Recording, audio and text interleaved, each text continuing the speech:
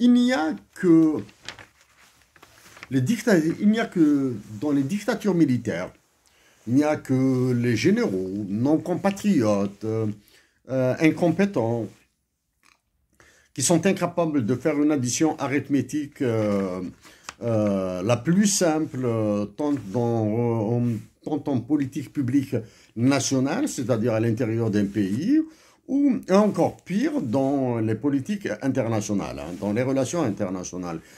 Incapables qu'ils sont de faire une toute simple, une toute petite addition arithmétique qui impose aux chefs d'État ou aux jeunes militaires qu'ils ont produites, de menacer leurs nations respectives. Cela se produit en Afrique. En particulier dans notre cas, il s'agit dans notre patrie Algérie, en Mali, au Niger, en Libye, pour rester dans les pays voisins, et même au Maroc maintenant, en Tunisie. Il n'y a que les dictatures qui menacent leurs nations respectives, ou bien ceux qui croient qu'ils sont des chefs d'État, des présidents, qui menacent leur propre nation. Avec toutes ces guerres, tous ces conflits qui parsèment la planète, avez-vous entendu les dirigeants américains, les dirigeants français même, et surtout le mégalomane roi de France Emmanuel Macron, celui qui règne en maître absolu de l'Algérie, hein? Il a repris le contrôle intégral de l'Algérie, du Mali et du Niger. Le roi Emmanuel Macron fait marcher ces pays à la baguette. Bon. Donc, avez-vous entendu les dirigeants américains, les dirigeants français, les dirigeants anglais, les dirigeants russes, les dirigeants chinois, les dirigeants japonais, les dirigeants allemands, menacer leur nation en temps de crise? Des crises qu'ils ont créées.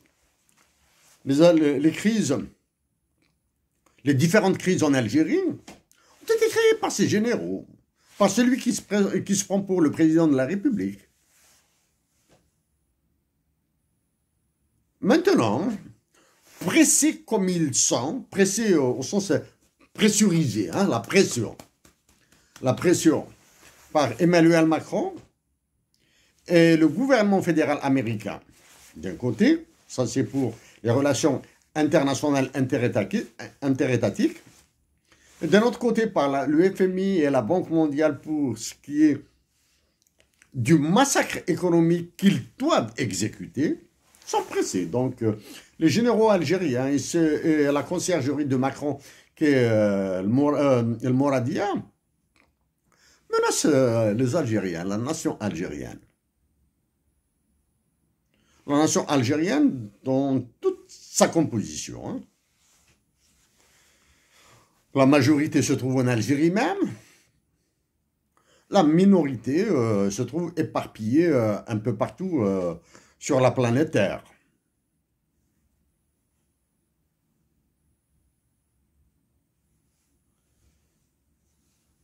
Non, est-il nécessaire de revenir sur le massacre qui est en train d'opérer Israël en Palestine? Oui, mais sous un angle différent de celui que nous avons abordé il y a quelques jours de cela, en particulier en nous adressant à Justin Trudeau, le Premier ministre du Canada.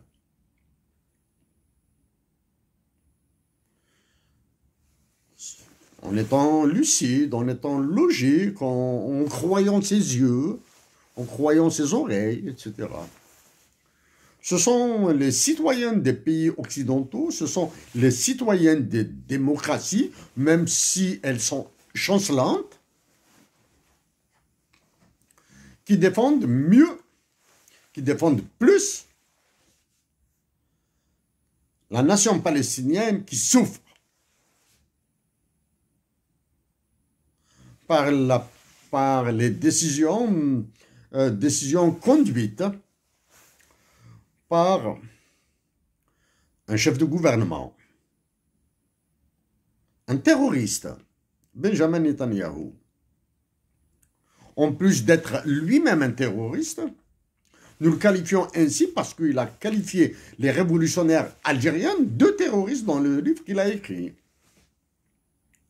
Donc, il est triste de voir que dans les pays qui souffrent peut-être plus, peut-être moins, que la nation palestinienne, les nations sont opprimées, sont brimées, sont menacées, au point d'être incapables de dire leur compassion, au point d'être incapables d'exprimer une solidarité, au moins à minima. Voilà pour rapidement sur Palestine. Ici à Montréal, des manifestations quasi quotidiennes, au moins hebdomadaires, de soutien à la Palestine sont organisées. Blocage de ponts, blocage de manifestations dans les rues, etc. Même si nous l'avions anticipé, même s'il y a eu, on signale par-ci par-là des incidents, certains incidents peuvent tourner au vinaigre au Canada. Les manifestations de soutien à la nation palestinienne, aux Palestiniens, aux États-Unis d'Amérique, sont immenses. En Angleterre même. Voilà. Non, en Algérie. Nous risquons de nous répéter, parce que globalement, ce sont les mêmes problèmes, ce sont les mêmes thématiques abordées en 2015 qui demeurent lancinantes à régler. Globalement, il y a que quelques légères modifications, de légères modifications, mais à un impact certain. L'impact peut être extrêmement dangereux pour l'Algérie. Chers compatriotes d'Algérie, chers frères et sœurs d'Algérie, et même d'Afrique du Nord,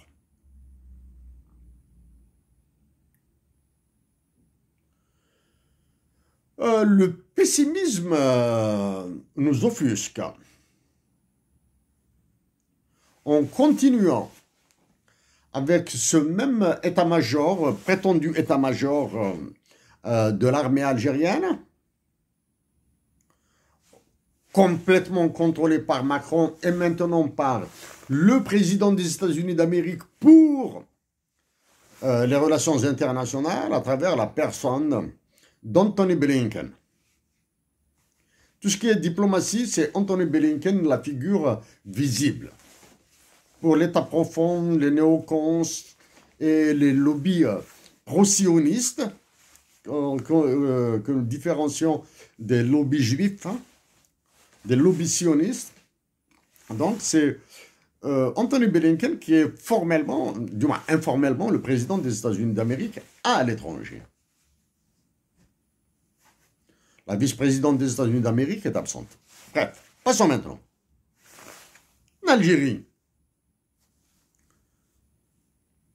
Suffit de voir, en URSS et Ukraine, en Palestine et Israël, etc., en Libye, au Soudan sur lequel nous allons dire deux mots après.